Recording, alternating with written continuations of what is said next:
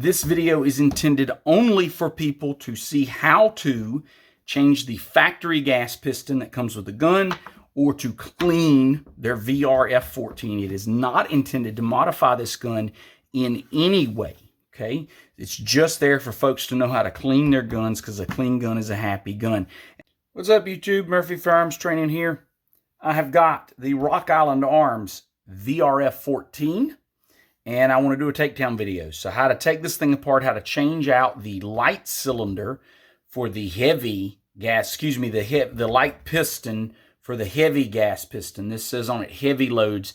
In the manual, they specifically say this is for 3-inch shells, and the one that's in there is for 2 3/4-inch shells. I don't know. We'll see if we may change this out for the high brass 2 3/4 that we're going to run through it. But anyway, I want to walk you through this process. The charging handle does need to be in the gun for this. It comes not in the gun, so if you get it out of the box, you want to disassemble it. Okay, so here goes. First things first, before we take this thing apart, we're going to pull the bolt back, and we're going to lock this bolt to the rear. And I'm going to do that just to verify that this is unloaded. So I'm going to check my chamber, make sure it's completely unloaded. And if you've never done this before, here's your bolt catch. And you press the top of this lever to release the bolt. Well, if you pull the bolt back and press the bottom of it in, that's how you lock this thing open without an empty magazine. So anyway, you lock this thing open. You're going to go to the front end of the gun, the muzzle. You've got your nut here.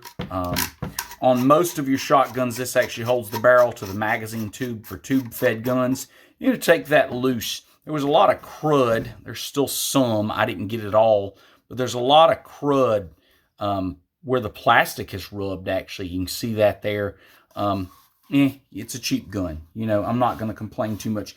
But you pull your forend off. And I will warn you, pulling this forend off, I had to wiggle and jiggle and pull and tug. And here on camera, I'm going to have to wiggle and jiggle and pull and tug. I'll be right back. So the way I get this thing off, the best method I've found, we've got these two side Picatinny rails, is I actually put this between my legs so that these catch and then pull. It's pretty snug fit. Mine is. Your mileage may vary.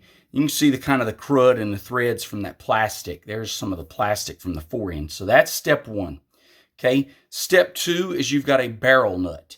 And the first time I took mine off, it was tight enough I actually had to use a pair of padded pliers on it. It was very, very tight. Whoever tightened it is either a bear of a man or used pliers. Just take your barrel nut off. Now, the next thing they tell you to do is to pull the bolt back slightly. I've got it locked open, but they tell you to pull the bolt back slightly and then rotate this lever downward. Okay, so we're going to take this gun. We're going to rotate this lever downward. That lever is your bolt catch. This is what allows the bolt to come out of the gun.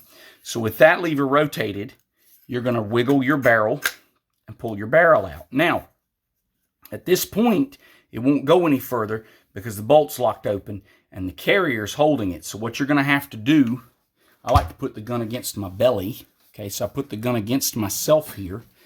And you're going to pull this back to unlock it. And basically what you've got to do is hold the bolt just partially back.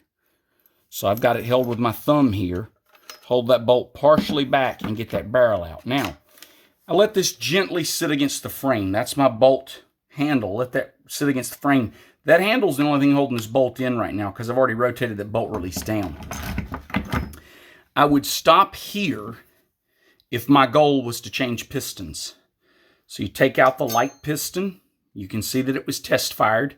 I have not shot this gun.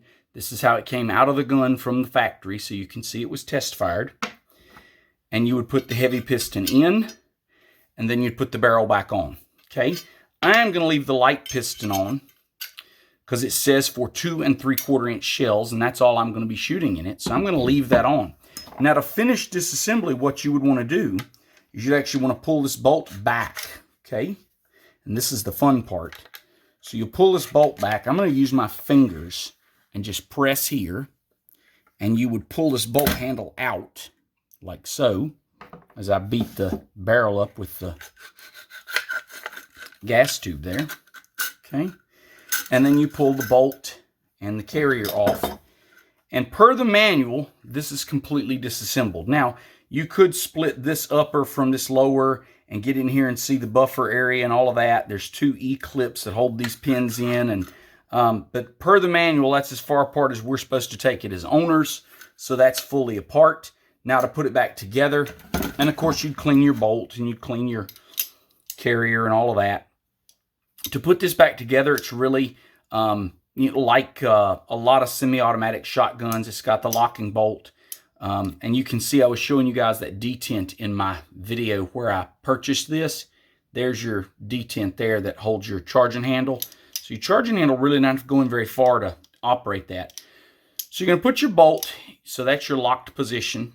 That's your unlocked position. You're going to put your bolt in your unlocked position. You're going to take your gun. You're going to slide this over. You're going to catch that spring, right? You're going to catch that spring, and you're going to come in here. And the hard part is right here. You've got to get this thing. Let me get it in a position where I can hold it. You got to get this thing in position, and you got to wiggle and jiggle and play up and down, left and right, till it slides in. Okay? There's no magic to it. Once you get this in, you're going to put your bolt handle in place. Okay? And I just take this and give it a little push with my thumb. It snaps in. I can let the tension off. That's the hard part because you're fighting your spring. Once you got that back together, then you're going to put your barrel back on. Make sure you got the piston you want. Okay? To put your barrel back on, you've got to get this thing over so this will catch on your carrier. So you got to get it over your carrier and lined up like that. And then again, you've got to pull this bolt back and fight that spring tension while you put this barrel on, okay? That's the fun part, is fighting this. You're fighting all that spring tension. You get your barrel in place. I'm going to go ahead and lock this.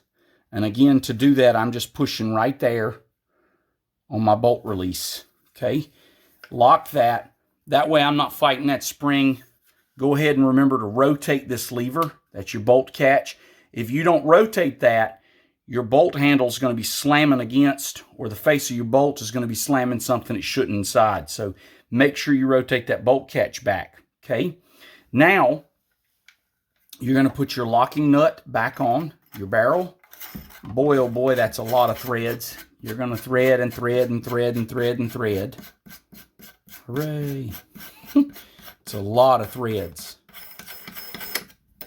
And it's got a detent. You'll hear it click. A little gritty, okay? 2 or 3 clicks is fine.